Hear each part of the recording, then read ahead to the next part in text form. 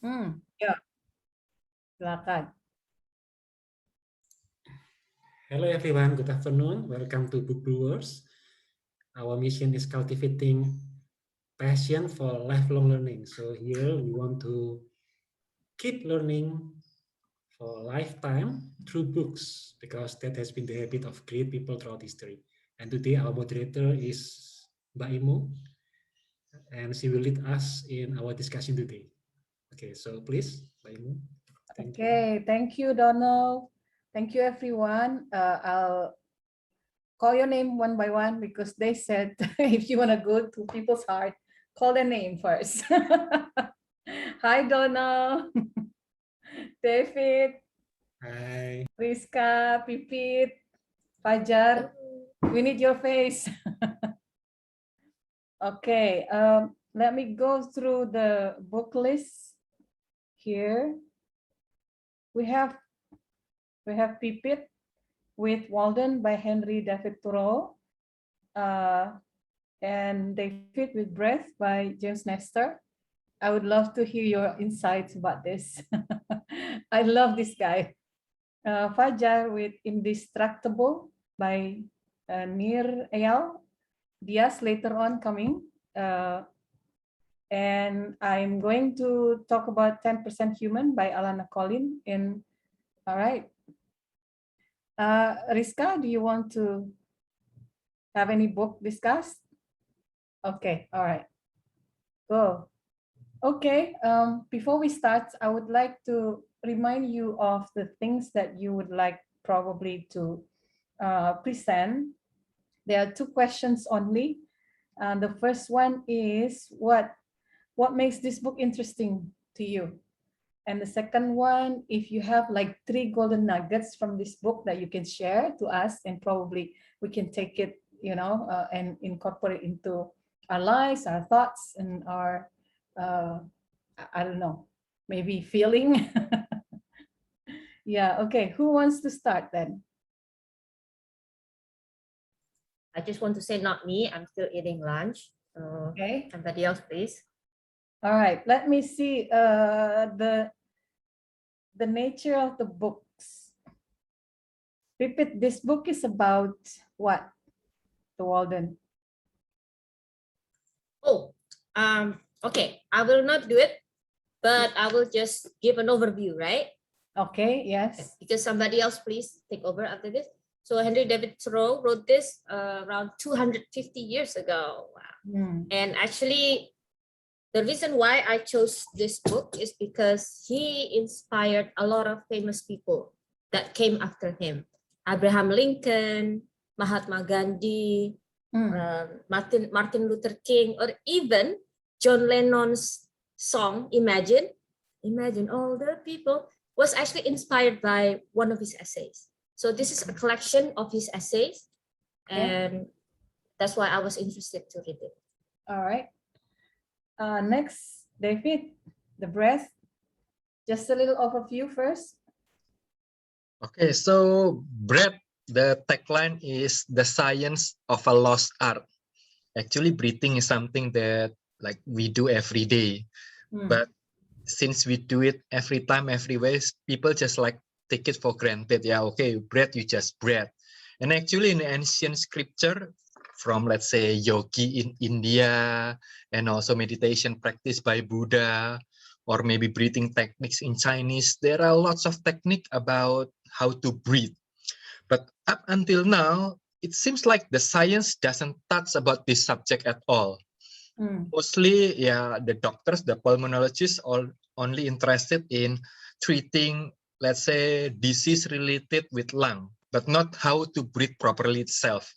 And what's interesting about this book is this book uncover the science behind all of those art that seemingly lost. So yeah, let's learn together after this.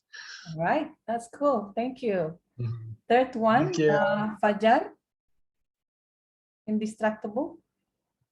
So today I will discuss about a book, Indestructible. So basically, it is a book that can help you to tackle some distraction in our life, especially when we are working or doing some projects, because distractions is everywhere, right? In our phone, in the TV, Netflix, YouTube channel, wherever, yeah, or even in our mind. So we have to learn how to handle those distractions and lead a more focused life. All right, thanks, Fajar. We're gonna need that, yeah. Okay, Donald, what about yours?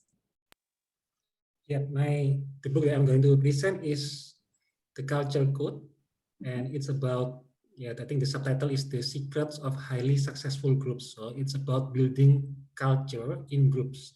The author observed some very successful groups in many backgrounds, in military, Navy SEAL Team 6, so the elite team in Navy SEAL, and also NBA champion, San Antonio Spurs, and also Pixar, so several highly successful groups, and the author tried to decode the culture in those groups. So that's why the title is The Culture Code. Thank you. This will be also interesting. Okay, everyone already give their preview, and the book that I'm going to talk about is 10% Human from Alana Colleen. And I've always been interested in guts since a few years back because of some YouTube channel that I found, and the mesmerizing science about guts. And that's why when I saw this book, I said, okay, I'll read that. And there are lots of fascinating things about that inside. I will share it with you. Okay, so I think the first one, we need to learn how to breathe, and then how to do that in an indestructible way. And then with those two, we can also go to Donald's book review so that we know how to decode the culture in our workplace. And then Pipit after that, and then the last one, How to resist the government. yeah. Okay, would that be all right, everyone? Yeah, there are 5 or 6 books, with the last one by Diaz, yeah, Off the Map.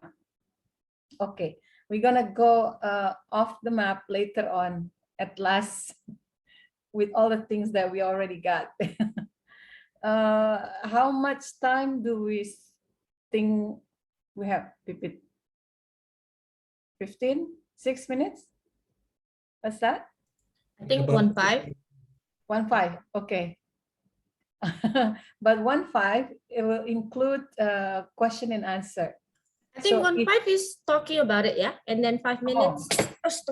Sorry. And then 5 minutes question, is it? Okay, so which means 20 minutes each. Yeah. Okay, all right. 15 to max. If you don't have the 15 to max, that's okay. But then you can add that time for your question and answer or discussion. Let's go take a breathe, a deep breathing with David. So I'm going first, yeah, because before Mbak Imung, I don't know whether it's my connection or your connection is putus-putus. Oh, I guess yours. Everyone, can you listen to me clearly? Or I can listen to my you voice and Mbak is... Imung both. Ya. Oh, David ini yang putus-putus. Barusan dia tiba-tiba. Aku yang putus-putus ya. Disambungin dulu. Iya. Your voice is clear, but your video sometimes freeze. Ya. Apa mau videonya off dulu biar ada suaranya? Oke, coba. Is it better? Yeah. Much Same better. with me, I think. Same. Still putus-putus? Enggak. No, your voice is always clear. Yeah, Voice is always clear. So, Okay. I think it's, So let me just turn on the video, and if somewhere in the middle there is a connection problem, just let me know, yeah? Don't let me speak until 10 minutes, and after 10 minutes, David, we cannot hear you at all. We will Okay, hold so progress. okay, so let me start. So the book that I will discuss is titled, yeah. Oh, okay. Wait.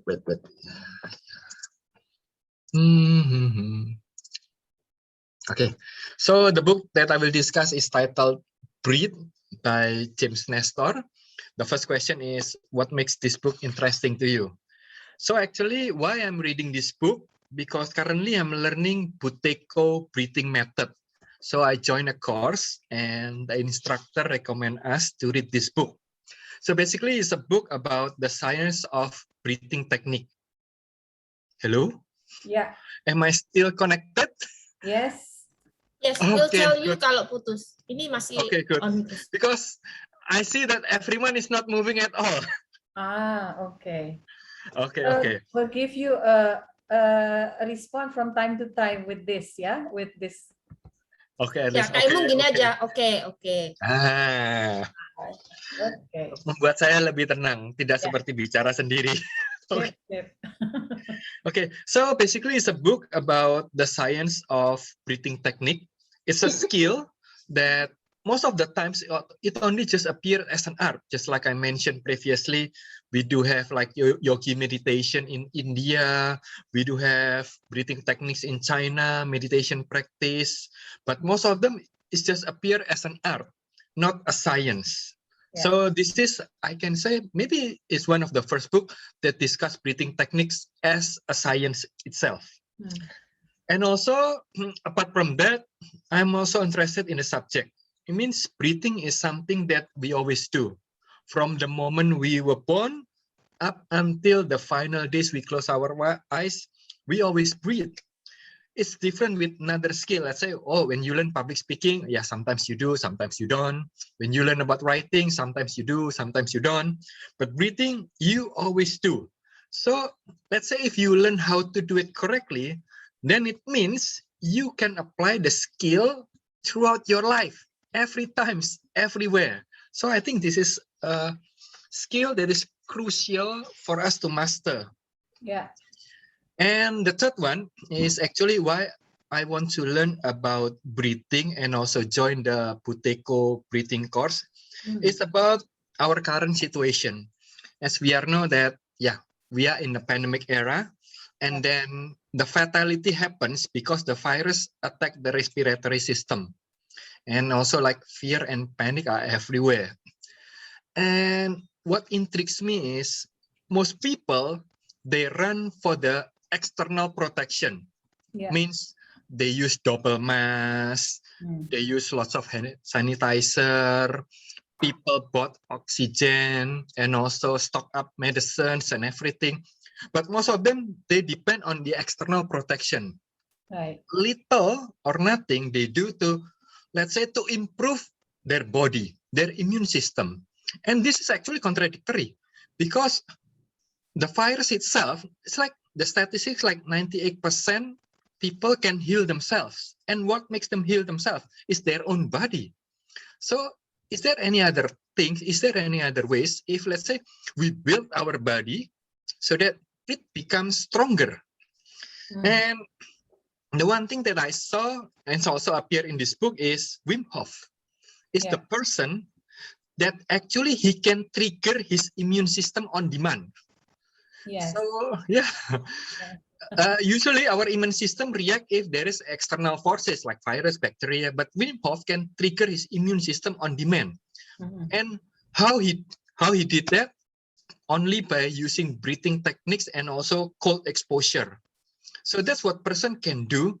Also means to face this pandemic. And also the course of Buteyko that I saw is there is also COVID-19 patient that can improve his oxygen saturation from let's say 75 back to normal just by using the correct breathing techniques. So actually, this is something interesting. If there is a skill that we can learn and apply during this pandemic era, this will be the skill, the breathing techniques. Yeah. Don't just depends on the external things like all the mass, oxygen, and medicine. Actually, we can build our body to become stronger. So that's the answer of the first question, what makes this book is interesting for me? Yeah. Because it's relevant with the current situation. So second question, what are 3 golden nuggets from the books? Yeah. Yeah. The first one is nose breathing. Most of us, thought that we breathe to our nose. Yeah, I mean, this is something obvious, Pak David. We always breathe to our nose. In theory, yes, but in practice, no. Human is actually one of the mammals that frequently use mouth breathing. For example, let's say when you listen to something, you that means you are mouth breather. And also, let's say when you do exercise, when you run, definitely you are mouth breather. Okay, maybe now you said to me, Pak David, I don't exercise at all. David, So when you definitely I'm deliver not a mouth baby, breather. when you deliver a baby kan, Yeah. kalau on movies sih. But actually, there is one occasion that most of us become mouth breather. Is when you sleep. When you sleep, you lie on your back. You feel relaxed, and then the gravitational pull. Your jaw pillow. And then you start to snore. That moment you become a mouth breather. And it happens. Let's say you sleep 8 hours. It means 8 hours you become a mouth breather. Yeah. And actually, the effect of the mouth breather is quite severe. It means everything, it's different when you breathe to your nose and if you breathe to your mouth. So let's say the amount of the oxygen is lower, and then also the air is unfiltered. And actually, the cause of lots of disease. So what is the simple tips so that at least when you sleep, you become a nose breather? Actually, very simple. You can have, do you know 3M micropore? It's like surgical tips. 3M micropore, yeah. I use not, that. Good. Not isolasi, not plakban, yeah. It's different. You can find it in your local pharmacy. Just say micropore. It's like a tape, yeah. And then you just tape it into your mouth. Mbak Imung take the stuff, yeah. So just type it into your mouth, and at least 8 hours, you free, you no longer become a mouth breather. And many people report by just applying these simple tips, it makes them, the obvious one, they sleep better. And also they don't go to the bathroom in the middle of the night. And also cure so many kinds of, let's say, darah tinggi, and so many stuff by just applying to seal your mouth when you are asleep. So actually that is the first tips, nose breathing. And then right? that's the one, that is the micropore. Yes, I asked my father to do this, but he doesn't want to do it, like but I do this. Just tap your mouth. As simple as that. And many people get tremendous benefit just out of it. I think my husband would like me to tape my mouth, but maybe the whole day, not just when I sleep. Okay. Most people argue, but Pak David, I don't snore, because nobody told you that you are snoring. You're not aware. Especially if you are single, you're not aware. Okay, so the second golden nugget is slow breathing.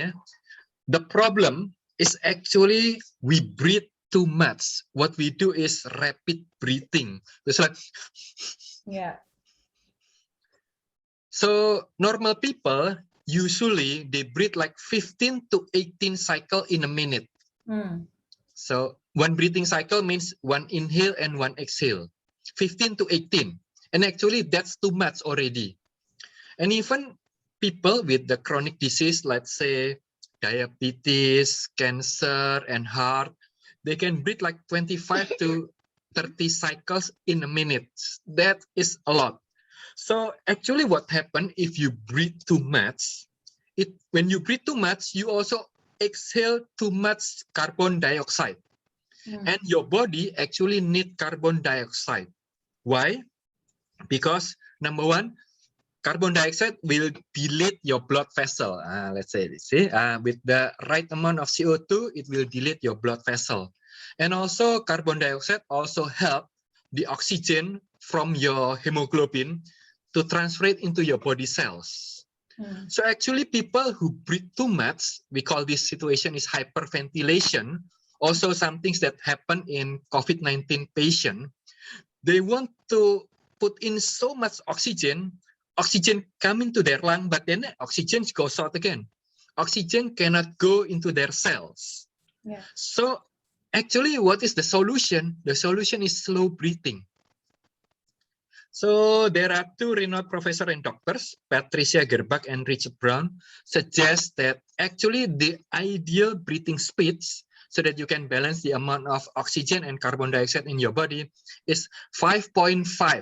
Means you 5.5 seconds inhale and then 5.5 seconds exhale. But to make it simple, let's just say 5.5 lah. Okay.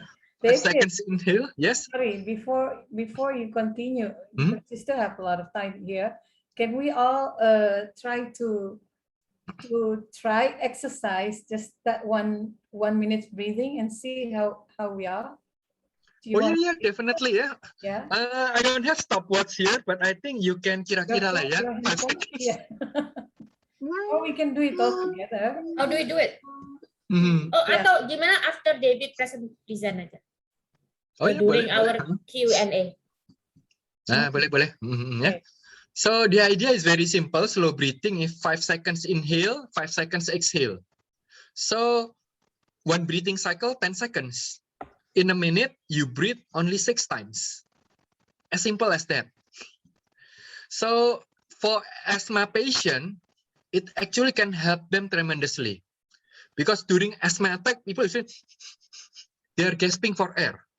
But once again, the air come in, but go out again.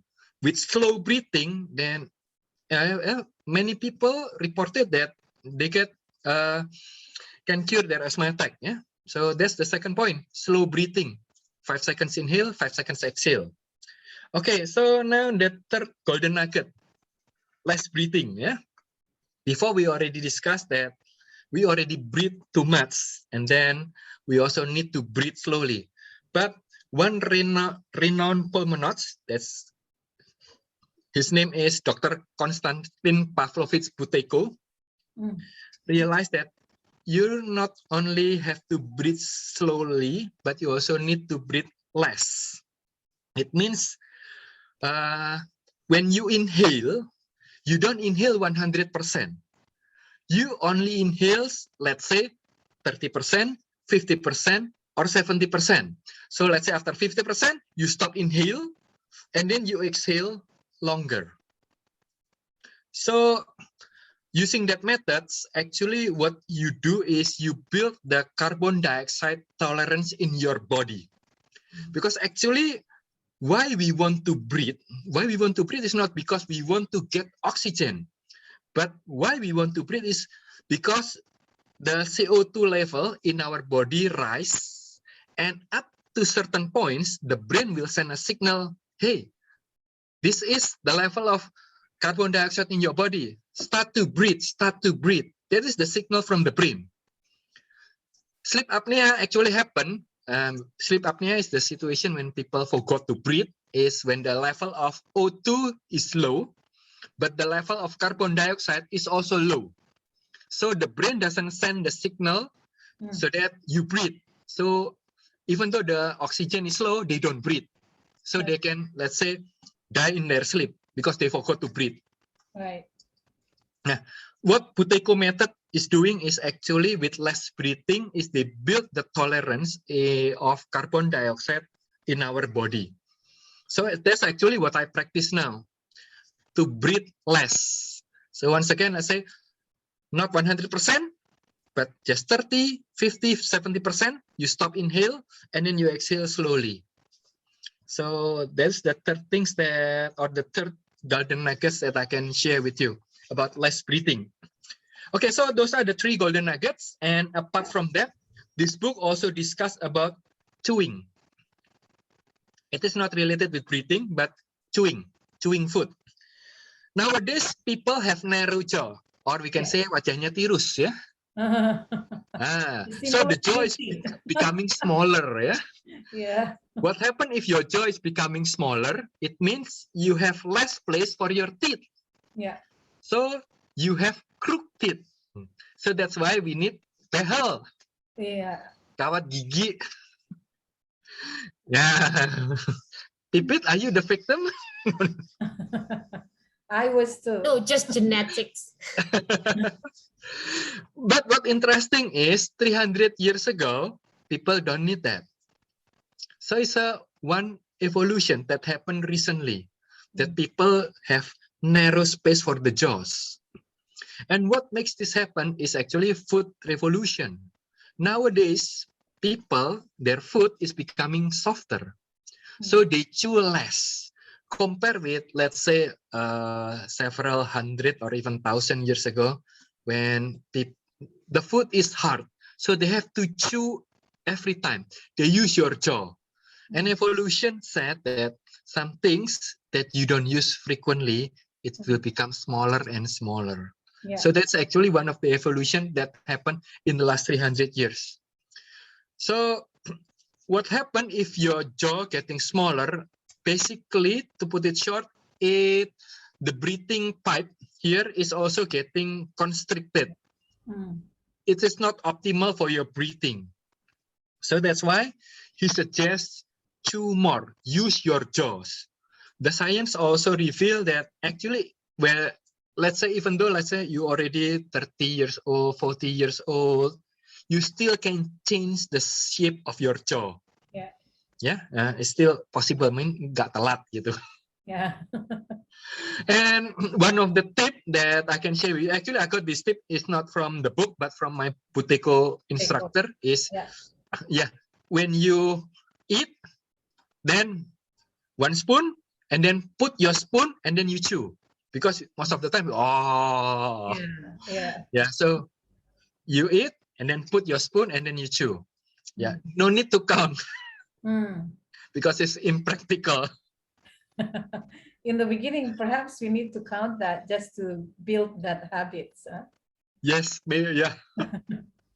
Okay, and then the last thing that the author shared is also breathing plus. Is basically he discussed with people with superhuman ability, we can say, just by practicing breathing techniques. He discussed about Tumo method from Tibetan monks, when they can regulate their body temperatures. They can meditate in a freezing cold condition, and their body can keep warm just by using their regulate their breathing. And also the Wim Hof that I mentioned previously, that he can summon his immune system on demand. And actually you can also learn from Wim Hof. He has his online course that you can study as well. And it's difficult. Difficult difficult to maintain that practice. Yep. And also several other people with extraordinary things that they can do only by just regulate their breathing. So I guess those are the things that I got from the book. I think is quite interesting and most importantly relevant with our current situation. Yes. It means, let's say, the worst case scenario, you got COVID. So at least you have one skill in your pocket, so to increase your chance of survival. Also, actually, it's good to keeping that slow, long, less breathing or to fight panic. If you panic, you get this hyperventilation, and it makes your brain freeze. Correct. When you got panic, or you got angry, definitely you will do rapid breathing. So many times, All right. Okay. That's cool. I guess that's all from me. If you you may have Q&A session, feel free. Let's Thank you. practice first. Practice first. We are going to save the clap for later after you finish. Let's practice the one minute breathing that you were mentioning before. 1 minute for 5. That's the aim. Five, five breathing. Yeah. Yeah. But do you think we have to count to 5, or for 1 minute we try to find out how many cycles do we have? The thing is, we don't have the stopwatch now. But that time you had it, David, I think. Waktu itu at STC. Waktu itu di STC kita nggak latihan itu, tapi we Holding breath. practice control pause, holding breath. Okay. So what do we do now then? Personally, I have my own stopwatch here. All right. You can be the. Oh yeah, the yeah. one who I'll show it. Yeah. Yeah, starts and finish. And then how do we do that, David? Do we count our breathing for that 1 minute? Just to find out what kind of breathing do we have? How many breathing in 1 minute? So basically, 5 cycle is 5 seconds inhale, 5 seconds exhale. So it means 10 seconds for 1 cycle, right? Okay. So in a minute, you only breathe 6 times. Yeah. Okay, people, ready? Only if we can do that. But so if we can't, are we still counting that? You can Keep it just breathe normally. Yes, breathe Try again. normally. Yeah. Or And try then again. on ourselves for that 1 minute, is it? Yes, can. Yeah. Okay. One. Are we starting already?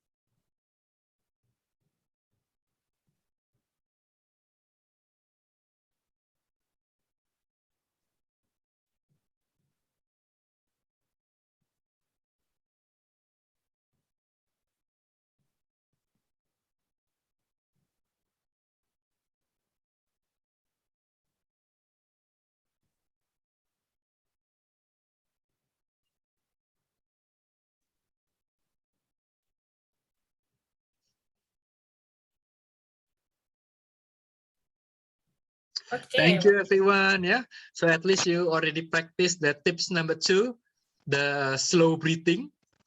So actually, parting words, I strongly suggest just read this book. And also, if you are interested more, then you can also learn about less breathing. Less breathing is the Buteyko method.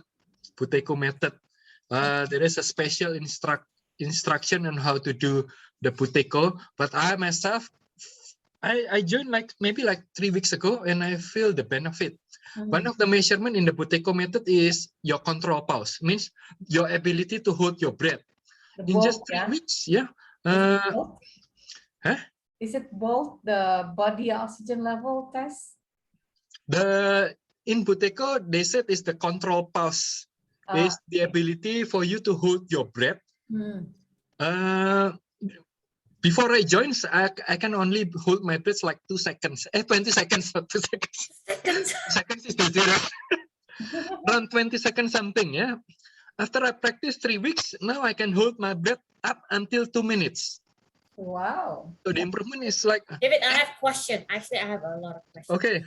Yes. Feel free. So actually, I have heard about this since Andin, the Indonesian artist, was viral that time, right? She showed she showed her on Instagram, taped her mouth, the husband and the kid. So I actually followed the debate about it, and a lot that I took note. I have my personal note here. Actually, it can lead to carbon dioxide builds up to dangerous levels in the blood if we do not breathe enough. So actually, I'm just saying from the other side. Yeah. So if we don't breathe enough, actually the carbon dioxide in our blood level, actually it will reach dangerous level. Actually, I happen to take note of this. Yep. I have notes of things I learned. Okay. So it can reach dangerous level. So the reason why we're out of breath, for example, after sport, we sometimes terengah-engah, right? Or when we gugup or something, we try to supply as much oxygen as we can, particularly in the brain. So that's why when we are gugup, we need to, more oxygen in our brain so we can think faster. Yep. Or more oxygen in our body to remove all of this carbon dioxide. So that's why I'm not sure, but what is the scientific background of the writer of this book? Okay, so the question is the scientific background of this writer. Okay, so actually this writer is a person that has severe breathing problems. The jaw is very narrow and also selalu ini ya, hidungnya block terus. Yeah, and then actually he participated in several experiments. One of it is also experiment when someone stuff his nose for, if I'm not mistaken, 10 days or 2 weeks. So he completely become a mouth breather for 10 days and 2 weeks. And everyone will measure everything about his vital statistic. Oh, what happened with the blood pressure and everything. And from the research, kesimpulannya adalah mouth breather is very bad for you. And also he start to do the research about all the breathing techniques that happens, and also participate by making himself as guinea pig on that experiment. So, and then also he learned that breathing techniques in order to cure himself as well. So that's why finally he ends up writing this book. He's also a journalist, right? Yes. Yeah. So but the paper for that research is out already, but not written by him, right? But written by some other scientists. Some other scientists, yeah. Sorry, maybe before the question for David, we give chance for Fajar. Yeah, he couldn't wait because he had to get one. Sorry. Yeah, because I have to go. Oh, okay. I didn't know that. You said Maranatha moved to Thursday now. Suddenly No, I have one. like area council meeting at 1. Oh, okay. Go ahead. Okay, so fellow book lover, so today we are going to talk about distraction. And by the way, am I visible and audible? Yes. Yeah, this is my slide from my last PPT, but I will just make it quite short because the time is short and I have to give some time for the Q&A. So everybody knows that we need to learn to be less distracted. And for example, these are poisons that we often face in daily life: phone, apps, internet, basically. And we are always be connected via the internet, and it keeps us distracted. So some interesting fact about a distraction. Oh yeah, by the way, this is the book that I was reading, Indestructible: How to Control Your Attention and Choose Your Life. And this is one of the best-selling book in America. Okay, so it is pretty good. And then some interesting fact that I find, if medical error was a disease, it would rank as the 3rd leading cause of death in the US, equal to 8.5 billion in medical expense. And then hospitals who have practiced less distraction during work found 88% drop in the number of errors among workers. So as you can see how bad the distractions in our life, and if we can lead a more focused life, the result will be so much better for us. Okay, so basically there are 3 lessons that I find that is very interesting. First thing first, we have to know the trigger, or what is the trigger? Pancingan for the distraction. Basically, there are 2 kinds of distractions. First is the external triggers, or something that comes in our environment, right? For example, like this phone, the sound, or when we look at the phone, or when we hear the TikTok sound, or anything, anything that is external. it is considered as external triggers. And there are also internal trigger. It is something that comes out not from the outside, but it is from the inside. It is from our mind, out of nowhere. Sometimes it can be habit. It can be just something suddenly happen. I don't know, or some mood, etc., etc. So basically, there are two triggers that we have to tackle, and we have to tackle it differently. The easier one is the external one, and I think the external one is basically quite straightforward. What you have to do is maybe first thing first, you can just block it, block the distractions. For example, these are the two apps that you can use to block those apps. And in my experience, these two apps are quite useful because I already have kind of bad relationship, love and hate relationship with this phone, and there are already some bad habit. But this application blocks and almost completely stop my habit. So really helpful. Another thing is that some other external distraction comes from maybe from your family, from your coworker, or yeah, from your friends, and it can be distracting. If let's say that you are doing something focused like 1 hour, and then your friend Fajar, he's asking some stupid question, and you lose focus.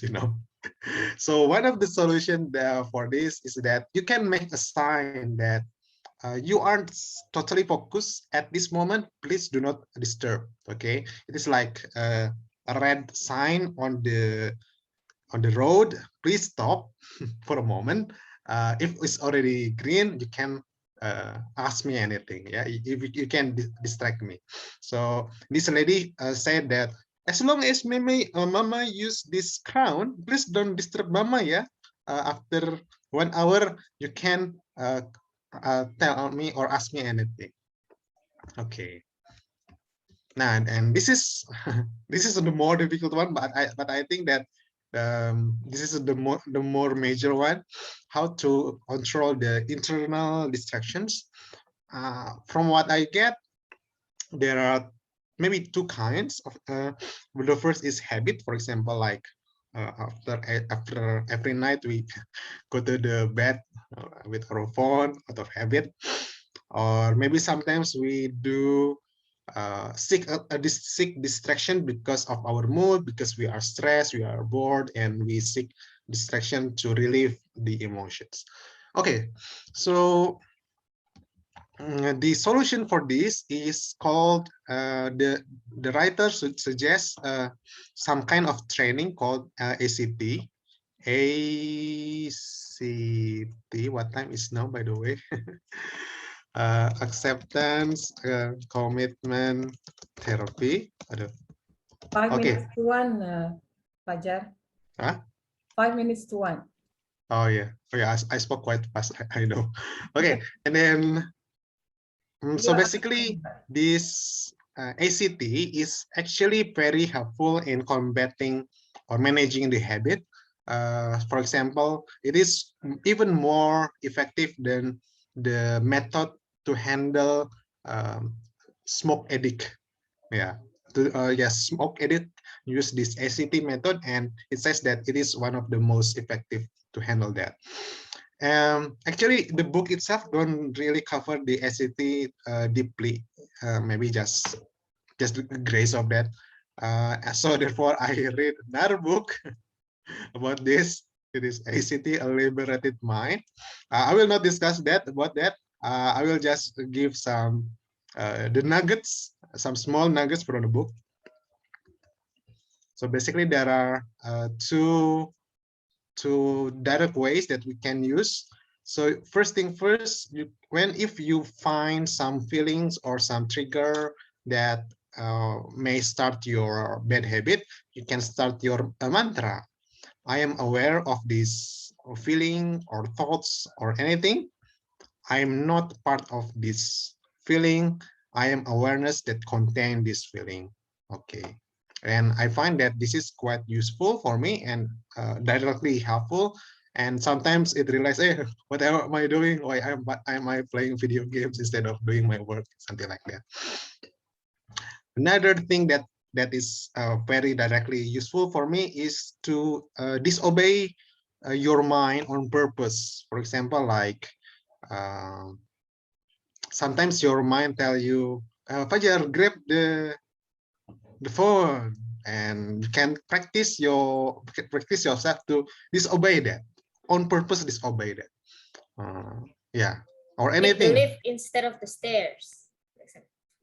Yes, maybe We something take the like stairs. that. More sehat. Okay, so yeah, sometimes our mind keep telling us, and we are not conscious about that, and we can practice disobeying our mind because our mind doesn't always tell the good thing.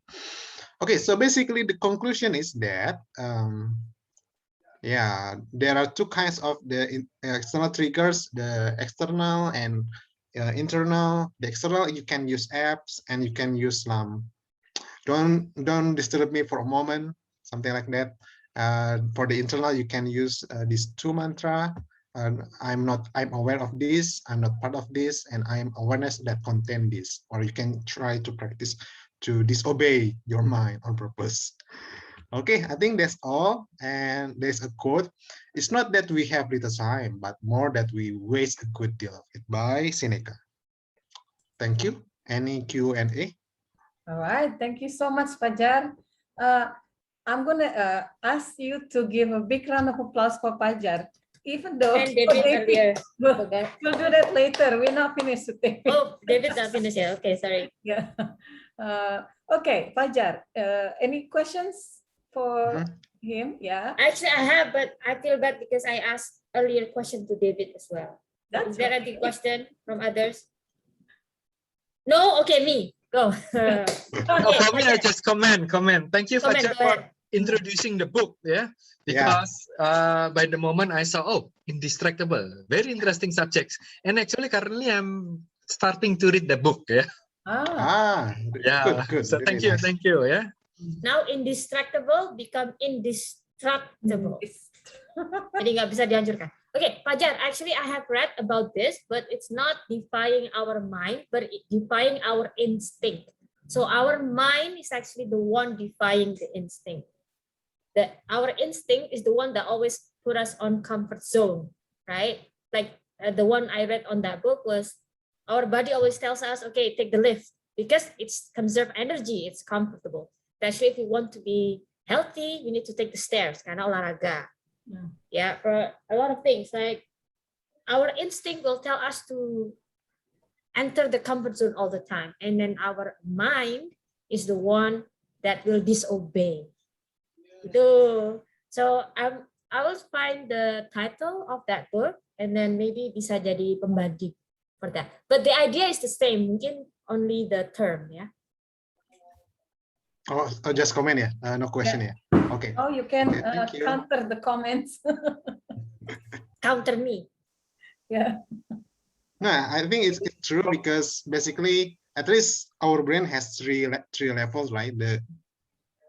The outer one, the middle one, the inner one. The inner one usually deals with the instinct. The middle one is usually about the emotion. The outer one is more the logical one. Yeah. So we at least we have three brains, three minds, and sometimes it conflicts from each other. And sometimes we have to deal which one is the best. Okay, I think that's all. I have to go. Okay, I think that's all. Hope to see you again next month. All right. Yes. Okay. Thank you for coming. Fajar. Yeah, thank you, Fajar. Yeah. Bye. Okay. And we have someone else, Wido, coming in. Yeah. There is someone. Oh, Pak Wido. Wow, Pak Wido, how are you? I'm fine. Welcome. Do you have any book you want to share on the review? Not yet. I just dropped by, so I'm not really. All right. It's okay, not a familiar must, with- Pak Wido. It's okay. I mean, if you have, then we'll save it for later. Rizka itu juga dropping by kok dia. I'm dropping by. Okay, let's move to David again. Okay. I think, David, I would Hmm. love to have you together later on to sort of closing up. We close, oh, sorry, we open it with breathing. Mhm. And before the closing with breathing, we talk about guts, which is like, I mean, both are all about ourselves and about our health. So I would like yours to closing that later on. Is that okay? Bye. Sorry, I'm not really clear about the Okay. what should I do? I mean, we will continue your session later Mhm. on after we talk about guts, because I think it's it's a nice roundup ending, Okay. because we start with breathing and we Mhm. end with breathing. Okay. Yeah. Okay. Mhm. Mhm. Okay. So the breath will not become air. You know that book, right? When breath Kalaniti, yeah, becomes air. I read it. Yeah. Yeah. Okay. Let's go to Donald, right? Okay, thank you. So the book that I'd like to present today is titled The Culture Code. And it's about building culture in groups. So the author surveyed several groups like Navy SEAL, and not just because Navy SEAL consists of like 2,000 operators. He focused on Team 6, which is the elite one inside Navy SEAL, the best of the best. And then Pixar, and then Keep School. Keep School is one of the best schools based on the progress of the students, because they are disadvantaged students. But then, and then San Antonio Spurs, which based on statistic, the coach achieve more than what was expected based on the player statistic. So he used a mathematical model based on the players. The expected result was like this, and only one coach became outlier, and this is the coach from San Antonio Spurs, and he researched that. And based on, and why I'm interested in this book, because I think it's a very important thing for us in our, in whatever we do at work, at social life and all, yeah, about building successful groups. Yeah. That's why I'm very interested. It is part of leadership. I'm very interested in leadership. There are other leadership books that I will read, and this is one of them. And the three golden nuggets, it just so happens that the author summarized the finding into three things, three lessons. And I can summarize it into three words. The first one is safety. The second one is vulnerability, and the third one is purpose. The first one, safety, is about building connection. So first of all, the group must have connection between the people inside the group. And next, after having this connection or sense of belonging, they need to cooperate. They need to work together on something. And this cooperation is the second part, vulnerability. And then after they have connection and cooperation, they need to move towards something, right? And this is the third part, purpose. So all three are connected. First, they build the connection through something called safety. And then after the connection is formed, they build cooperation through something called vulnerability. And third, they move toward a goal. That is the purpose. So the first one is safety. This is building safety is for building the connection within the group. So after he studied all these groups, the thing that distinguishes the successful groups is that the people inside are feel safe and connected. So those are the two words, safe and connected. All the signals, social signals, were sent in such a way that everyone in the group feels safe and connected. Well, there are many examples in the book about how to build this, about building feeling safety. So, for example, we do not criticize people like you are wrong, something like that, no. But instead, we support them when they make mistakes, something like that, so everyone can feel safe. Even if I make mistakes, something like that, everyone will still support me. And then we want everyone to get involved and give their voice, so that is safety. And then the second part is vulnerability. This one is sharing vulnerability, meaning this is for cooperation, and the way to do that is that everyone inside the group needs to send, starting with the leaders, need to send signals together in the group that we need you, that you have a role here. So I cannot do everything by myself, something like that. And everyone will do the same with others. And it forms something called vulnerability loop. So there is an iteration back and forth, something like that, where everyone send message to everyone else that we need you here, vulnerability. And there is an example actually about one airplane. I forget the name of the flight, but it was in a very bad situation because both engine failed. And after the situation, the safety board, I don't remember the name, the FAA in the US, they did a simulation using flight simulator, the exact same situation, and with real pilots, and they did the simulator 28 times, and for 28 times the plane crashed. But in the real situation, the plane survived. And that's because they have this vulnerability loop between the co-pilot, pilot, and one passenger who happened to be a pilot. So it was a remarkable moment. Imagine 28 times failed in the simulator with experienced pilots. So this shows just how important this vulnerability loop is. So everyone just get feedback from everybody else and be ready to change their minds, something like that, in emergency situation. And the third one is establish purpose. So after having this connection and cooperation, they move toward a purpose. And the way to do that is that the group has to tell and retell their story. So there is a story about where we are now and where we want to go and the obstacles to get there. And these groups build a so-called high-purpose environment. So they build cues in their environment, in their language, catchphrases about the purpose that they want to achieve. There are two kinds of groups. The first one is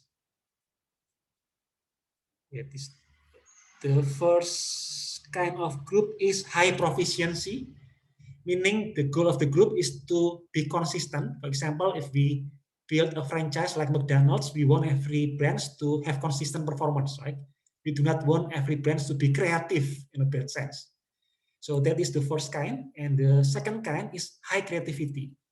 So for example, Pixar, movie studios, they want to come up with new storylines, something like that. So these two situations requires different kinds of purpose building environment.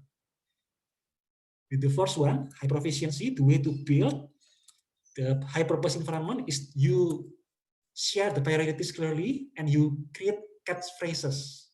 Catchphrases, for example, talk less, do more, ideal, work hard, be nice, from keep school, and so on. So short catchphrases about what to do in a certain situation.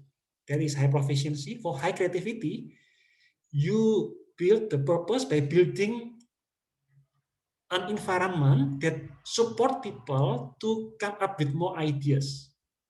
So you can have like brainstorming meetings, everyone can criticize each other, something like that.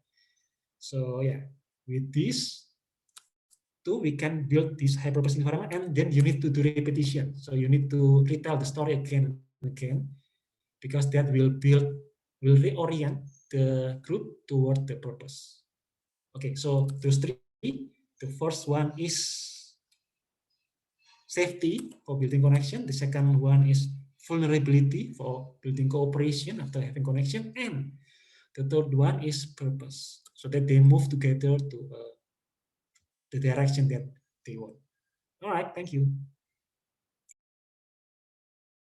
That's really cool. I guess nowadays is what every company, corporations needs, especially with the changing in the way our environment of work is done now. Yeah. Okay. Any questions for Donald? Hello. I'm ready to say it. I'm just waiting for others. Okay. Welcome, Diaz, by the way. Yes. Hi, Diaz. Okay. Hello, good afternoon. Hi. Yes, too loud. Sorry? Nothing. Terus, go ahead. Do you wanna ask? If Oh, not, yes. Okay, then me then. Yeah. okay, go ahead, repeat first, So, then I'll ask. Is there anything from the book that talks about how to respond to division or not conflict but resistance from this group, our organization? Is there culture to address that? Yep. Actually, yeah, from the book, actually the first thing that the groups do is that they filter the people that they accept. So they are very vigilant about people who could destroy their culture. So they are very demanding about the people who they accept. So instead of fixing bad culture, they prevent it from happening in the first place by filtering the people who they accept. So yeah, that is the answer in the book. But sometimes we're stuck in an organization. We don't have any control. We don't have any authority to choose the people in it. So like terpaksa in that organization. Is there any strategy in the book? Well, in case we have no control about that, then yeah, we have no choice, yeah, but we have to build safety, meaning if there is one moment that we have to pay special attention to, is that first there is disagreement, they say, first disagreement, and the right response is that instead of being defensive, we need to be curious. Why do you think that way? Actually, this is part of vulnerability. So the leader must act as not as, oh, I know everything, I can figure out everything by myself. No, but why do you think that way? I'm curious. I want to know. What is your point of view? Something like that. So by building that, people will be less defensive. Of course, they will be open with their opinion. And yeah, one example is they give is in the Navy SEAL, they have this so-called after action review. After action review, so they gather together and then they review every bit of the action and decision in the operation. And what's interesting is that it is led not by the commander, but by one of the soldier. So even the commander, say the commander becomes just like one of them. So it builds safety and everyone can speak their mind. Yeah, something like that. That's really cool, actually, because I think this sum up all of the like emotional intelligence is there, but it's all in a more simpler way that sounds like workable easily. Yeah, I'm curious about the experiment with 28 times doing that compared to the real one. What's in the process along the way that caused that happen? I mean, the failure, was it explained thoroughly in the book?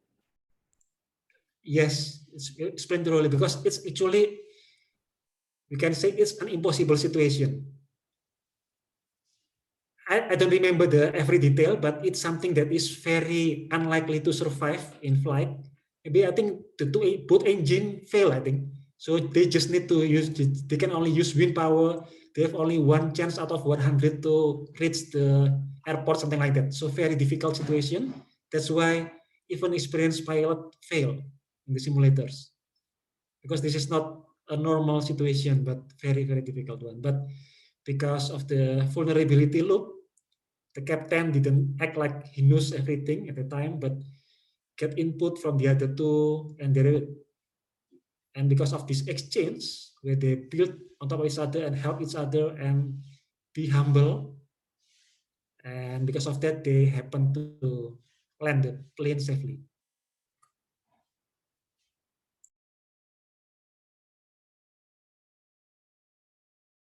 We still have 2 minutes if any more question. No? All right, let's Super give a big clear. round of applause to Dono. Thank you.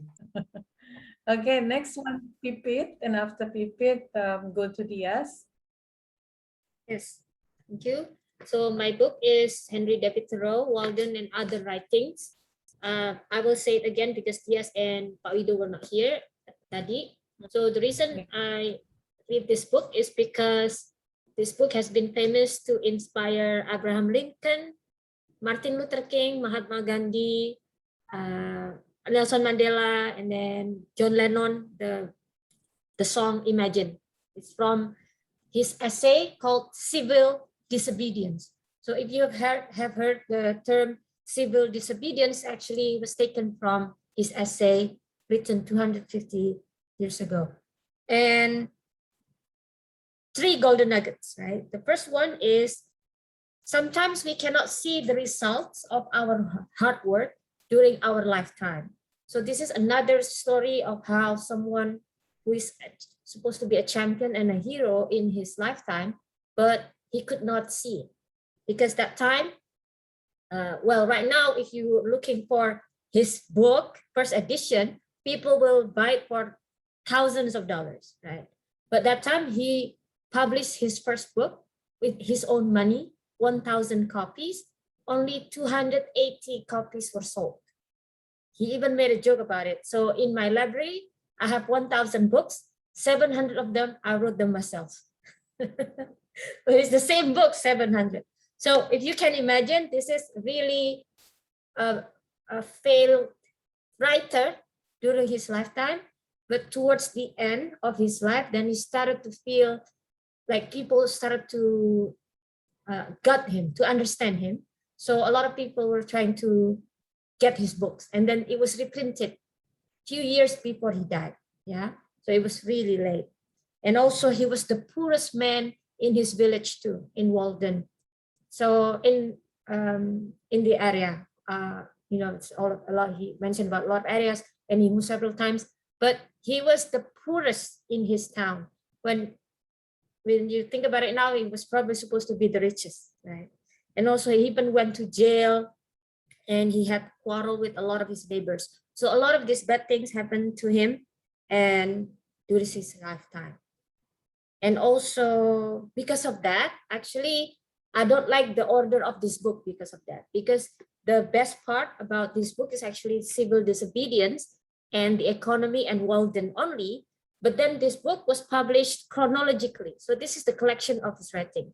His first writing was actually only a diary, and it was very, he was an experienced writer that time.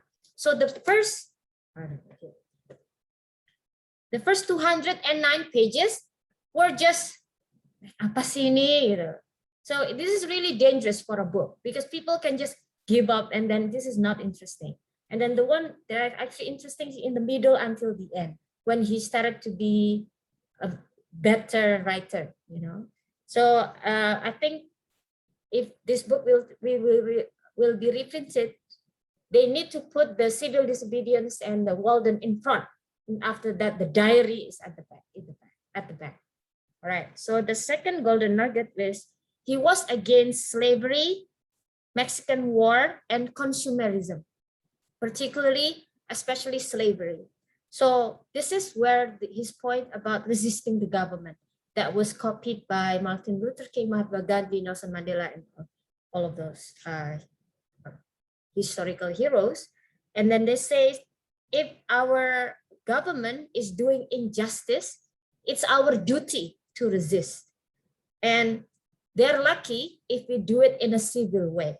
So he tried to do it in a civil way because there were a lot of people who wanted to rebel, pemberontakan, they kill like the bloody Kansas when they killed a lot of slavers, slave owners were killed by abolitionists or anti-slavery people. But he did not like those things. So he wanted to resist in a peaceful way. And this is what, the peaceful protest, all of this was started by him. He started by not paying his taxes, but he said loudly, not because dia nggak punya duit ya. Because a lot of people said, because you're poor, that's why you don't want to pay anything, right? But he even retreated to the woods. Dia tinggal di hutan, so he did not need to depend on the government to take care of him, for example. So he went to a lot of extreme. Finally, he went to jail only for a few days because he refused to pay taxes, because he know his money, no matter how little, was used by the government that supported slavery that time, and also invading Mexico through Mexican War, and also consumerism is different thing. So this is, he inspired civil disobedience. And okay, the third one is the consumerism that time in America make most people live life of quiet desperation. So he saw even that time people already compete in terms of riches, right? So I don't know, because there's nggak ada mobil, nggak ada, I don't know how they competed for resources. But when the neighbors have something, the others feels like they need to keep up or measure up to those people. And he felt so sick of that. That's why he hated materialism and consumerism. He said if the government is doing it the right way, the one yang supposed to be dipermalukan itu adalah justru orang-orang yang kaya. Like it's embarrassing to be rich. Katanya loh ya, according to him ya. If the government is run in just way, it's embarrassing to be rich among poor people. Kalau in an unjust way, it's embarrassing to be poor. Nah, he concluded that time in his era, I think very relevant now, it's embarrassing to be poor. And it's not supposed to be like that. Jadi, if you're poor, you're not supposed to be embarrassed because of it. There must be something, maybe systematical situation that make you poor. So this was his conclusion. So this is the golden nuggets that I got from this book. That's it. Okay, I have a question. All right, thank you, Pipit. Let's have Donald to ask questions. Yeah, thank you. So you mentioned that the book contains his writings, not just Walden, but from when he was an inexperienced writer. So what I want to ask is, what is, in terms of writing, what is the quality of his later writings compared to his earlier writings that made him a better writer? What is the quality of his later writings? Now, I know some people would argue against me about this. And his first writing, it sounded menye-menye. Terlalu, he romanticized everything he saw. Like he saw the stream of river, and then above there was a lotus hanging. Like, takes so many pages just talk about simple things he saw. It almost sounds like an exaggeration and a waste of time, to be honest. Jadi kan intinya apa? Just give me the, you know. So it was almost like a half-hearted literary work, right? No ideas actually in this writing. So only describing the beauty of the forest. Although in the end, I tried to conclude that, okay, it means he was happy with simple things. That's it. But it took him 209 pages to achieve it, you know? So in my opinion, if people in modern era like us, probably it's a waste of time to read all of this. I got the reason. Probably it was the first book that only 280 people bought and 700 still in his library. It was that hard.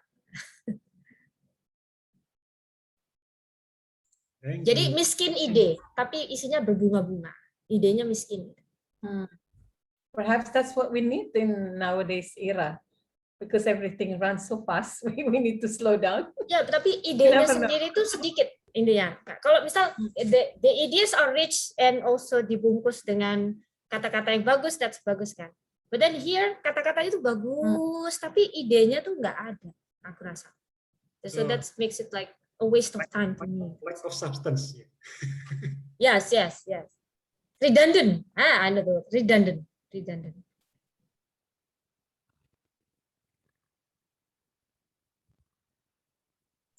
Halo Kak Imum, Frozen ya? Kak Imum Frozen. Okay, so I think nomor Hello. question. Oh yes, Pak Ido.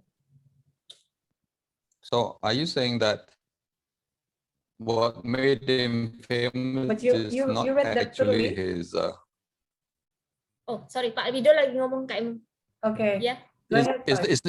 is not a rare, oh sorry, it's not to come up with a topic that was controversial at the time, making him famous, and that is civil disobedience. If he had not written about that controversial subject, do you think he would have been famous now? Yes, actually, I remember this is Pak Wido's question to a lot of books. Yes, this controversial decision that he became the champion of civil disobedience made him famous. And unfortunately, he didn't get to feel the fame. And even when he was lecturing in Harvard University, only few people came. So he was very, disheartened by it, right? But then after he almost died, then people berbondong-bondong, can you please, speak in our engagement? Can you please do that? It's almost too late. He was already sick at that time. So yes, he took the Actually, risk. he was a little bit before his time. So later on, his ideas were implemented by others in their struggles for a better government, I guess. Yes. So, okay. But most artists are mostly become more famous or more well known after they're dead. Don't you think? Van Gogh. Yeah. Many. But then there's Leonardo da Vinci, Copernicus. But then they said they woke up when everyone was still asleep. So they look like, oh damn, what's wrong with me? Yeah. Wow, that's cool. I like Thank that. you. Thank you so much. It's embarrassing to be rich among poor. I like that. Okay, thank you so much, Pipit. Let's give a big round of applause for Pipit. Yeah. All right. Now, Diaz with Off the Map, please. Okay, so good afternoon, everyone. This is my book, Off the Map, that I'm going to discuss. There's no particular reason, actually, because I bought this book a long time ago when I was in Surabaya, and it was Big Bad Wolf Books at that time. And then I saw this book on sale, so I thought, oh, okay, this is interesting. And then I totally forgot about it. And then I just found out. The cover one more time, please. Show the Sorry? cover one more time. Show the cover one more time. Oh, the map. Okay, because I saw the illustration map. was interesting. Okay.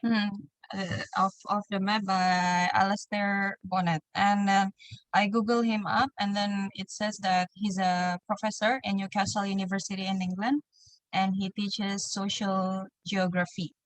And so I like this book because it's pretty much like a compilation of essays about he mentioned about 47 places all around the world, and then it categorizes between lost spaces. Okay, I'm just gonna read lost spaces, hidden geographies, spaces of exception, dead cities, and then floating islands. And then because I don't mean to excuse, but due to my final exam, then I don't really read it like thoroughly from beginning until the end. So I just pick up whatever's interesting for me.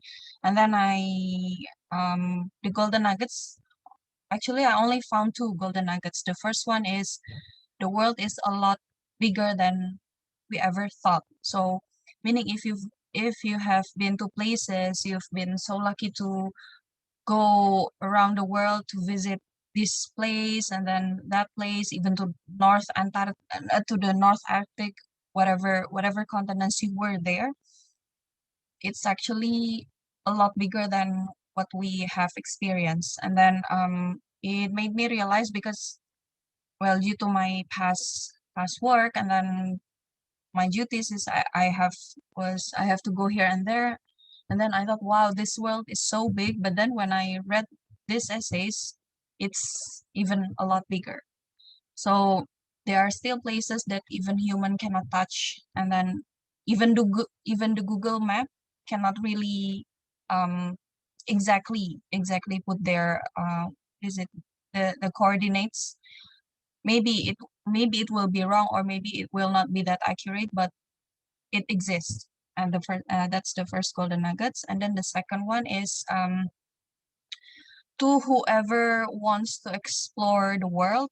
And then if you want to go to the public places, to the famous places, it's good. But then don't forget that sometimes the famous place that very well known nowadays, it's actually part of the humans destroying a lot bigger, you know, when, because one of the summaries is like human nowadays, they are better of destroying buildings rather than building, actually. So if we can imagine that there are, for example, in Jakarta, there are lots of tall buildings, there are high buildings basically everywhere. But then what they've done to build those tall buildings, they destroy everything. So the tall buildings is just, you know, remeh temeh. It's only like a sprinkle, because that's the result of destroying everything surrounding them. So I don't know, it got me lots of thinking that, wow, maybe the world that we're living today is part of the result of everything of everything that were destroyed back then, you know, where going back to a century or 2 centuries before. So I'm going to I'm going to tell a bit about the Maldives. It's part of the floating islands here.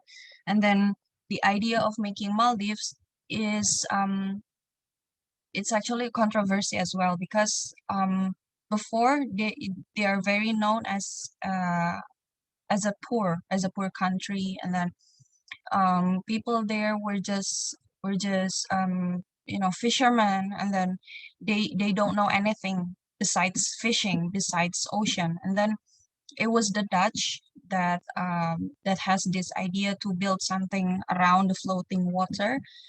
But then it's also, you know, a miris thing for them, because they they cannot go over there, because the Dutch sell the package of going to Maldives in a very, very expensive.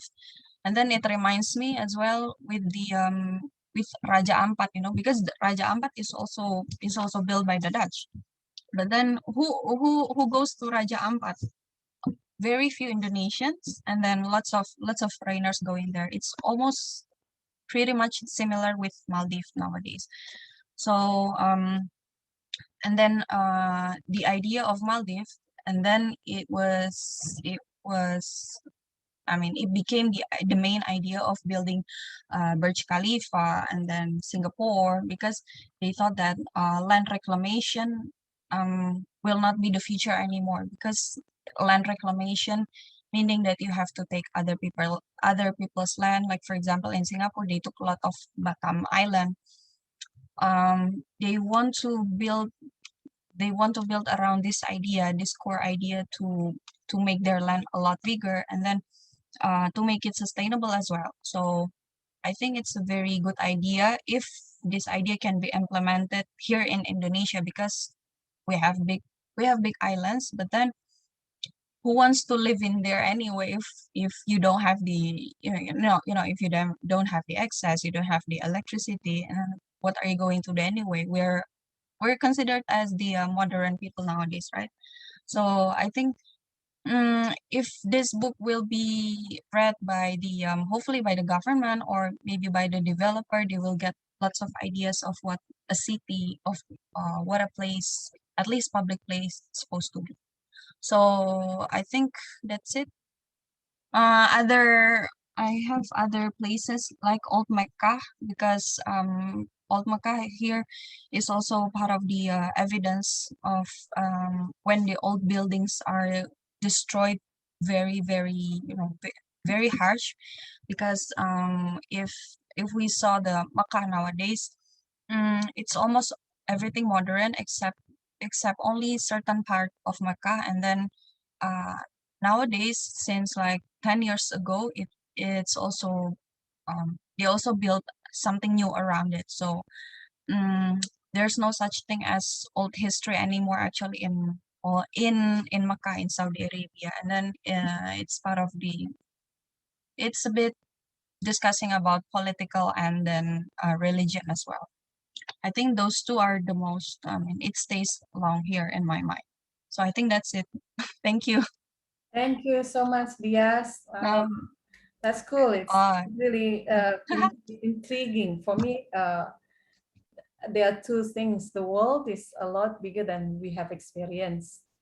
And the second thing is that we are better at destroying than building. Like a punch in the face, right? Yeah. That book to be read, yeah? Any questions, everyone? No? Pak Wido? So do you agree that development and civilization should slow down to preserve old civilizations? I don't know whether I should agree or not, but I think some of the old spots, old histories, or old buildings should remain the same, or at least it will what is it called, restoration, right? So they keep the original building, or they keep the original location, but then they made it into something newer, but they don't lose the touch. Because for example, here in Old Makkah, when they want to destroy the Old Makkah, some says that no, you should not do that, because it should be maintained as it's supposed to be, like for to showing our future generations that Makkah was like this. And then we have the newer part, which is actually part of the westernization as well. But then some of the Wahhabi, so one of the what is it called?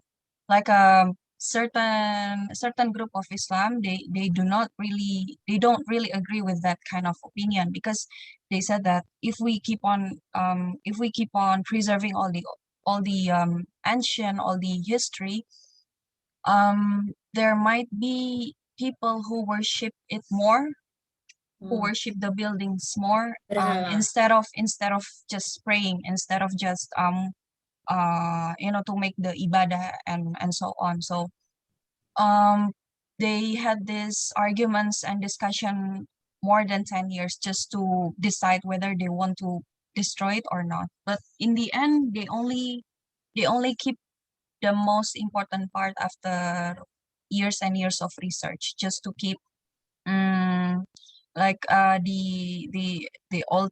It's not really the Mecca, because nowadays it's only certain part of Jeddah that they keep the history. I mean, they keep the history building, and then also it's only open once a year before by this time, because in another week there will be Islamic New Year. So by this time there must be some festival just to show to the younger generation that Jeddah was like this before, like centuries ago Jeddah was like this. So I don't really agree or disagree with that, but I think we should keep some, only the most important part. All right. That's Thank it. you. Thank you, Paulido. Thank you, Pak Wido. We have Thank you. 3 more minutes for any more question. No? So Yeah.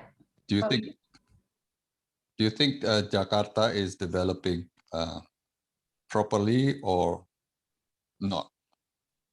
If you, for me, in your opinion about where you live, maybe you have an opinion of what's happening in your own city. In my own opinion, it's moving a bit too fast and too harsh, because here in South Jakarta, there used to be only 2 malls. I'm only thinking for the simplest part. There were only 2 or 3 malls around Kebayoran Baru, but nowadays there are like 12 within the last 10 years. So I don't know if they build one every a year, or I don't know, because and then the location is separately as well, different with Surabaya. Surabaya is, they have Tunjungan from 1 to 6. It's only it's in the surrounding, and then it's like a maze actually, Tunjungan Plaza. And then in Kebayoran Baru, it's not like that, because they have this Senayan, that Senayan, that part of Senayan, and I think it's a bit too much actually. Yeah. So instead of just building tall buildings, why don't they build another park, or Yeah. for Libraries. libraries, hopefully, or maybe like waduk, just to keep Yeah. or the rainfalls. Otherwise, it will be flooded again and again. Oh, I think. yes. Speaking about waduk, sorry, I think bendungan is one of the biggest reasons why a lot of artifacts are drowned. Actually, like the gigantic bendungan for electricity power plant, they menenggelamkan a lot of old kuil, a lot of old artifacts. The one in Mesir, Bendungan Aswan. So it's part of the sad part of development. Yeah, our need for electricity. What is membanjiri? Drown a lot of flooded. Yeah, flooding a lot of these places that you said earlier. Something to think about if any of us are going to be in the near future to be a decision makers. Unless we become a developer. Yeah, unless we become different a developer. story. Into that. I want to say let's become civil disobedient, tapi enggak lah, the government will run after you. Too much. Okay, big round of applause for Diaz. Thank you. Okay, we have 2 more. Well, actually, one more on the thorough presentation, and the last one will be closed by the breathing things. Yeah. This is the book that I mentioned earlier about 10% Human. I think it was the first time. It's about 2015 or 14 when she, well, 15, yeah, when she wrote this book. And now this book, they said it's no longer 10%. The idea of this book is that actually the whole body of us is only 10%. Imagine this. Let me ask you, how many times do you have your going to the loo in a day? One time for David. What about the others? I'm not sure when I'm experiencing it.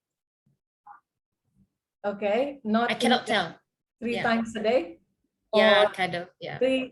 1 time in every 3 days? Which one? Every other day. Sehari enggak, sehari ya, sehari enggak, sehari ya. All right. What about you, Donald? I'm sorry, what was the question?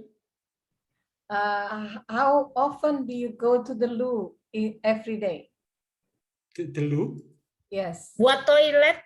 What toilet number trip. 1 or number 2? Number 1 or number 2? Sorry. The loo. Toilet. Toilet trip. How many times do you go to toilet trip in a day? Wow, never count. At least once. At least. Okay. All right. What about you, Diaz? I don't count as well, but at least once. Once a day. Once a day is normal. Once a day is enough. All right. Mine is that correct? 3 times a day. Oh. No, yeah. It depends actually. Why I asked this question, because Yeah. That's number 1 or number 2? That was Is my that, question number too. Number 1 is BAB or pipis, B? number 2 BO. Yes. Which one? BAB. Oh BAB. yeah, every Oh. other day for me. Yes. So for number 1, I think many times because I drink a lot of water every day, maybe 3-4 liters or more.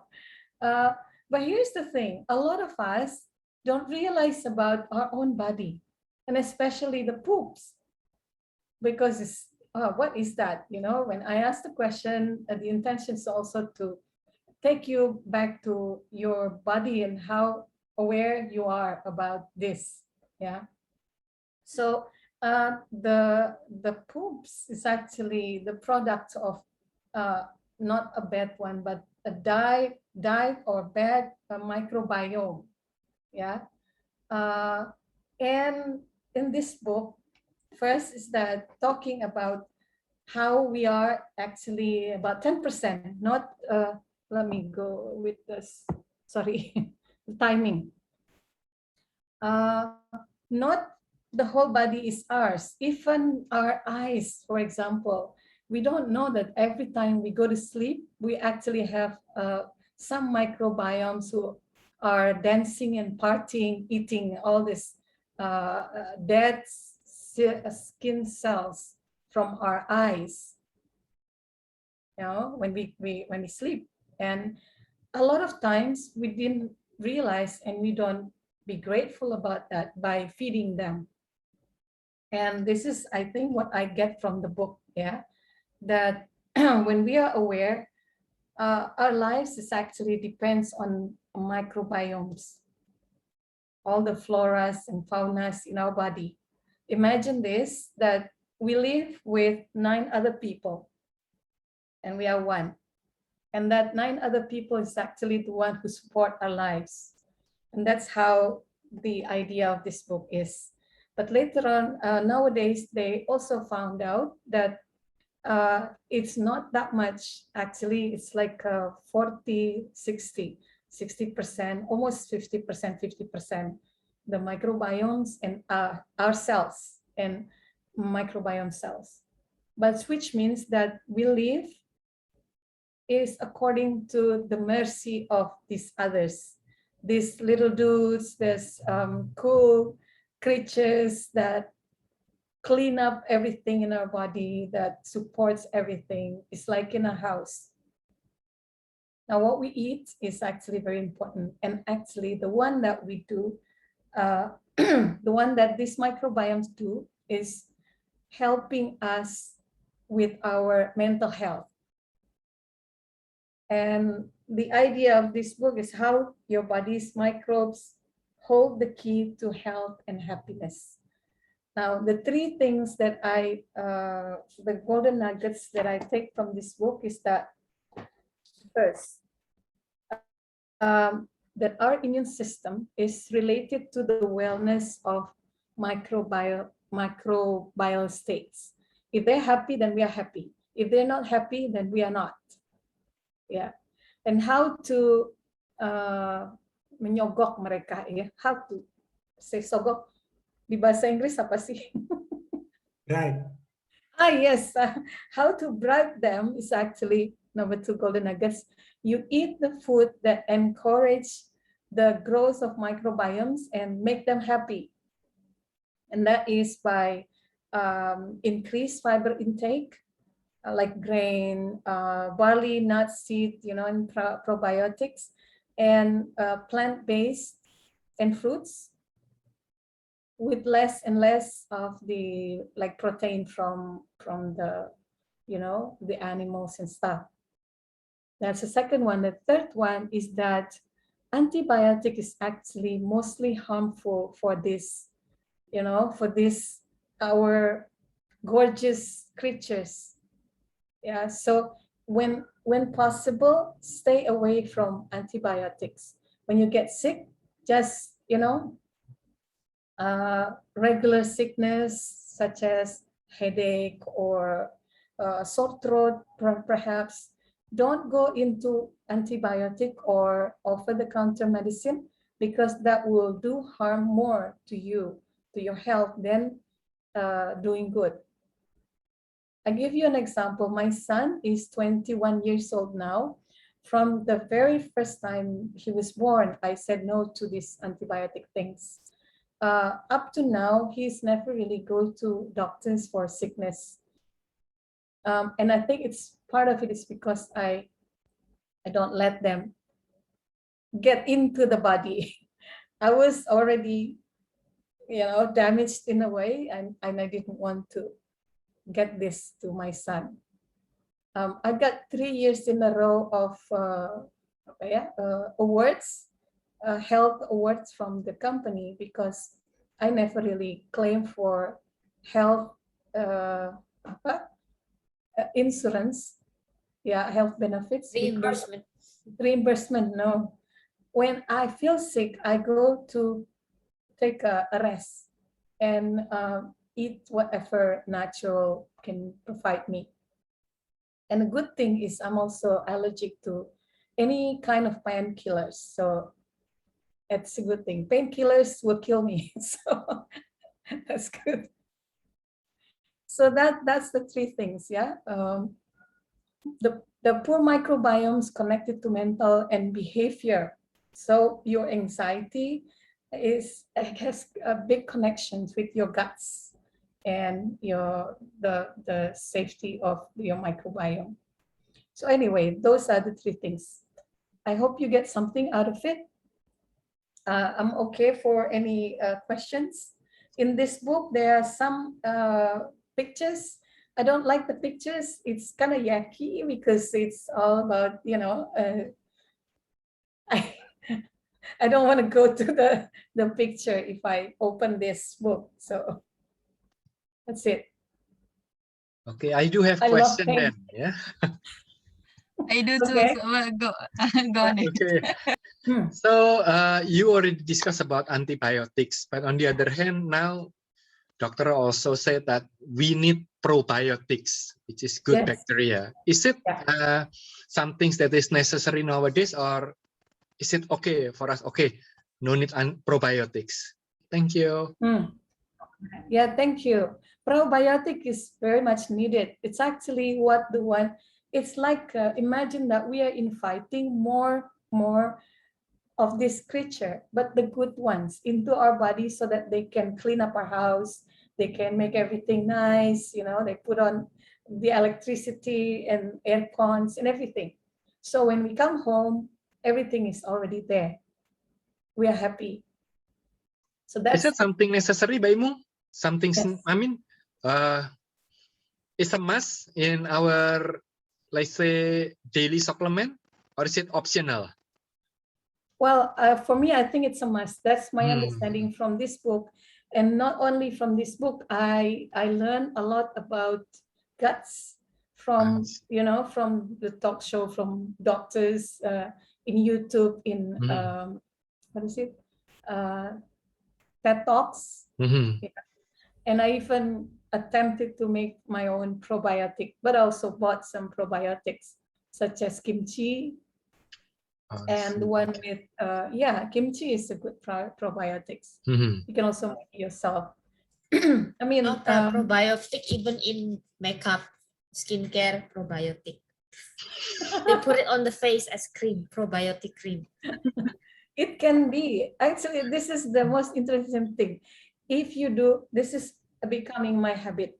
If you do every day some nyeker or grounding, it's the way for you to get connected with more microbiomes. It will come into your body. Yeah. When you also interesting facts. The other people's microbiome besides you is actually closer, like sejenis gitu ya. So they're sort of like connecting to each other. And mungkin untuk, for Diaz, Pipit, Donald, or David, if you have, later on your wife is going to give birth, make sure they give birth normally or, naturally, because the mom's body is already prepared everything for during the birth. The birth canal actually give that microbiome for the kids, for the babies. And in the Western world, only recently they realized that when they give birth to babies by cesarean, they take away all this natural process of exposing the babies with these microbiomes. So their immune system is not going to be as strong. And what they do to make it clever or to re-engineer this is that they take the cairan, yeah, from the vaginal birth way to the baby's face. So that they get this exposure to these microbiomes. That's my answer, David. I hope that helps. Thank you, Mbak Imung. You're welcome. Any others? Imung, you sound like a brand ambassador for Yakult to me because you keep on mentioning probiotic. That is what that is how Yakult create the strategy campaign, right? By instilling in our minds how good probiotic is. But then when you mention kimchi, it means that there are a lot of options to boost ourselves with that kind of probiotics. So does it mention anything else besides kimchi? Oh, all this plant-based thing, if you process them and fermenting them, it's actually become a probiotic booster for our little creatures. Yeah, I mean, you can make it yourself by putting all the cabbage, yeah. Pickles, pickles, achar, right? Pickles, Achar. achar, it's all probiotic. And actually, Yakult is the lowest content compared to kefir and apa namanya, yogurt. Yogurt. So that's the lowest. Yakult, yogurt, and then kefir.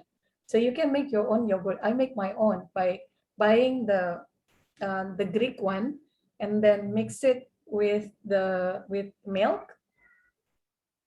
It's better if it's fresh milk, and just put it beside fridge when it's warm, and after a few days you got this delicious thing to eat. So does the book discuss more about health, and or does it does it discuss more about a psychological thing in that 10%? No, it's more about health actually, because this girl is actually has a PhD in sort of microbiology, you know. So she knows what she's talking about. But funnily, you know, on the YouTube, when I try to find any review of the book, I could only find few. I guess this book is not for everyone or not interesting enough. I have a question. Yeah, Pak Wido. So do you think this is just more of a popular general book explaining to most people about probiotics? Yeah. Because I think probiotic is not a new science. I think they've known about it for a long time. So do you think it's just a simple introduction for those who doesn't realize it or doesn't know about the basic health for the public, this book? Interesting question. I think that because nowadays, like David said earlier, that we eat, you know, our way of eating is getting worse and worse. So going back to that, you are right, Pak Wido. This is actually like probiotic, and the way we eat is actually referring back to the old ways, which is way better. And basically, it's a reminder for those who live in the modern society who forgot about the basics to go back to the basics. Yeah, but in a scientific way, because what fascinates me is actually, you know, starting from the gods and all these little things in there. We didn't know this before, that actually our life is depending on these creatures. But people in the old days, they do that, I think, instinctively. You know, these microbiomes inside probably say, hey, eat this because this is good for me. Yes, because basically the way our digestion work is because the breakdown of the food that we eat is basically because there are biotics or microorganism in our intestine. Yeah, yeah. So yeah, there's probiotic, there's prebiotic, so both are just as important. Yeah, well, thank you so much. And I forgot, yes, tempeh is also one of the source for probiotic. So not only this Yakult thing. So eat tempeh every day. So I'm fine with my probiotic. Okay. Tempeh is a must. Yeah. It's my favorite, so I'm fine too. It's so that hasn't answered the question. So Well, do we do I'm number sorry. 2 once a day, 3 times a day, or once every 2 days? What is the normal? Yes. This is interesting because I know I want to find out about this. I think it runs in my family that, you know, I do number 2 every day, like 3 times, because my parents, my father are like that too. So I try to find out. And actually all these experts that I get the reference to told me somehow, you know, that it depends on the body itself. So there is no one rule fits Genetic. all.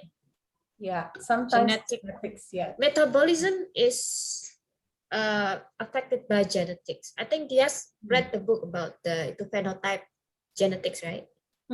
That's why ada satu keluarga kurus semua because their metabolism is affected by the same genetic strain. But it can also be re-engineered by transplantasi ee. You didn't know someone this? else's food. Yes, yeah, that's true. Someone else transplanted into the others. It's actually helping, you know, to make it. It was found by accident actually, and they try to find out more, and that's what happened. Yeah, actually, I don't think it has to be as extreme as that, because I think the scientists can find that certain strain that is needed and just use it as a prebiotic for someone who doesn't have it to develop. I don't know what you mean about transplant the poo. I think that's a bit. Yeah. Well, and I don't want to find out further on Wikipedia. Yeah, they make it a pill. They I don't know. But actually, in the Western world nowadays, you can sell your poop if you're healthy. If you're, you know, you can sell it to some. Oh, by the way, I tried to be healthy just before the pandemic, so I wanted to make smoothie every morning. Put it with protein powder. So I bought a gigantic protein powder. Do you know what happened to it now? It's my itu kakaknya kamera tuh lihat. Ya, lagi turunin sedikit. Agak jauh. Oh, what does it say? It's just protein powder, but then it doesn't even have a function because I use it as itu apa? Kakaknya kamera tuh. Yeah. For Zoom meeting. Jadi totally not functioning as health stuff. That one is for people to go to the gym, Pipit. Yeah, but then itu no, tapi sekarang protein powder is also put in the smoothie. Yeah, so we're not too hungry when we drink smoothie for breakfast. Well, if it fails, you can try transplantasi then. Oh, no thanks. Oh my God, I hope to forget about that phrase ya. Ingat terus nanti.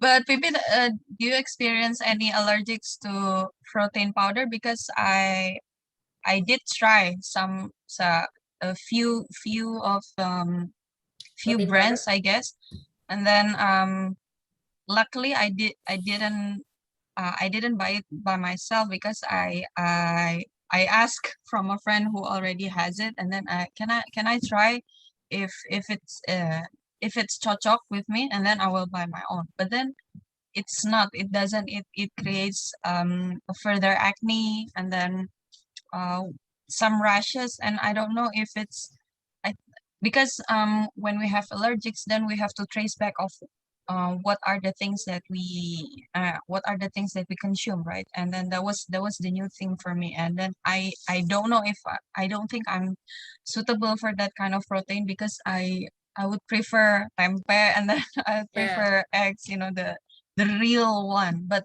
I heard that it's also very good for to boost up your immune system, because protein powder, it's a lot easier to digest. So I'm not you allergic. I'm allergic to zinc powder. I tried zinc powder, zat besi, yeah. and it's better for me to eat natural zinc from vegetables than in the form of powder. That's cool. Okay, I will close my presentation by asking all of you to please take care of your little dudes inside your body so they become happier. All right, now before we finish, let's go to David with the breathing. All right, any other questions for David on the breathing? Just asking, is it okay for others, because it's already 8 minutes past 2 p.m. Yeah. Yeah. Just want to make sure. Yes. We do it at maximum 2:15, yeah? Yes, maximum 2:15, because we started at 2:15. Yes. Okay. Please, any questions? For me, I wanna know more about your Buteco training. Oh, okay. So I learned Buteco from Gobin Vasdev, and he got certificate from Advanced Buteco Institute.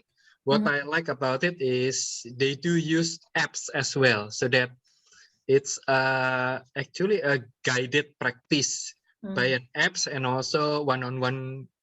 At the beginning, it's like a group class, and if you proceed further, it's going to be one-on-one coaching.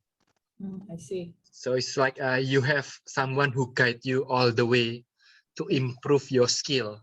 And Buteco is actually, it's like any other skills. That means you need to practice. That's why step by step. Yeah. Are you aiming to become a certified Buteco breathing trainer? No, I still don't have any plan for that. I just, let's say at the beginning, master the skill first for my own health. And then after that, yeah, let's see how it's going after that. All right. Other questions? Breathing is really important. Just want to ask, Diaz, you have this book about Tandih Ditch? Innah Ditch? It's not Han. It's not Han. About breathing, right? Yeah. Breathing, right? It's probably good to compare between those two. It's a good idea. But Because it's lots of series, actually, how to breathe, how to sit, how to eat, how to walk, and then the how to breathe is, I think, will be in line with David's course. What can you tell us, David, before we go, that we can practice starting from today to improve our breathing? Okay, so basically simple practice that you can do is, first one is definitely nose breathing. Breathe all the time through your nose, and then when you sleep, just tap your mouth. That's as simple as that. Yeah. And then second one is adopt slow breathing. Slow breathing means, 5-5 breathing. 5 seconds inhale, 5 seconds exhale. Because most of us, we do rapid breathing, especially when you have panic and stress, some things that is common during this pandemic era. And then if you want to learn about less breathing, then, well, find a Buteco instructor then. Or go to his Instagram, Gopin Fasdev. He frequently conduct an Instagram live. Maybe you can get a glimpse about how to practice less breathing from there. Sorry, And David, can I definitely add something? Tapi yes. ketika kita terengah-engah, from I used to be in a mountain climbing team. So when we're out of breath because kecapean, our vision itu maximum 100 meter. Because our visual process itu limited due to lack of oxygen. Jadi nggak apa-apa to breathe slowly, tapi when we are out of breath because of kecapean, itu aku rasa in my opinion jangan ditahan. So kayak habis lari gitu ya, kan kita gitu ya. Kayaknya I think for that situation jangan ditahan with the slow breathing. Itu just my opinion. Yeah, that one I don't know. Yeah, let's say when you experience that, but what breathing technique is taught is you prepare yourself to face that situation. Yeah, so with breathing exercise, you let's say prepare your body to be able to handle that situation. But your question is, how if we face that situation without any practice before? That one I don't know because it wasn't mentioned in the book and also in the course. Let me check. Yeah, Monday I'll ask Gopin. Yeah, that'll be awesome. The way I do that, like a few days earlier, I got this allergy. I'm not sure from food, whatever. I think from one of the powders, tepung, tepung wet something. And usually I got this short breath and all over the body, something like that. I can't take any medicine. So what I did was doing some meditation, like a short breath becoming better by taking a long breath, but not with the mouth, still with the nose. And I do the pranayam like this. Yeah, and soon enough, I'm grateful that I'm still alive, and I only use this for my allergy. Bukannya ini ya, bukan endorsement. And again, you're the brand ambassador. But I think when you calm down, that hyperventilation will be slow instead of, Yep. Okay, let me add one more thing to comment on that. Yeah, actually the Buteyko indicators, the control pause, means how long can you hold your breath, how many seconds. It also can measure, let's say, you eat something that it doesn't suit with your body. Yeah. And then later on, when you practice control pause, definitely the seconds will go down. So it means like your body tell you, hey, this food is not good for you. Or when, let's say you have lots of thinking, you have lots of stress, then your control pause numbers will go down. But if you, let's say you feel relaxed, you have enough rest, let's say after morning, by the time you wake up, you feel fresh, and then you do your exercise, then definitely the numbers of the control pause will go a lot higher. The one that I experienced, so that I know, oh, my control pause numbers is going down. What happened to me? Do I eat some things? Then I can identify it. So it's a good predictor of your body. Right. Wow, that's cool. Yeah. Thank you for the tip, David. Yeah. Thank you. Thank you. We hold the clap for David for so long, so we give this a big yes. Picture session. Yeah. Okay, well, that's a good session. I learned a lot from each one of you. I learned how to be a good person by being, what was my note? Being better at not destroying building. I learned to breathe. I learned the culture code. I learned from Walden essay and Indistractable. Well, thank you so much for everyone, and hope to see you again. See you. Thank you. Tidak foto. Okay. Oh yeah, Biasanya foto. Betul. I secretively tadi udah ambil foto, Oh, tapi nggak apa-apa ya foto lagi. Wido, you wanna join our photo?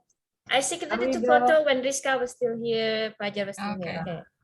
1, 2, 3. Got it. Thank you. thank you. I see Thank you. again. Oh wait, Pak Wido is here. Pak Wido is here. Wido. Lagi. Yeah. 1, 2, 3. Got it.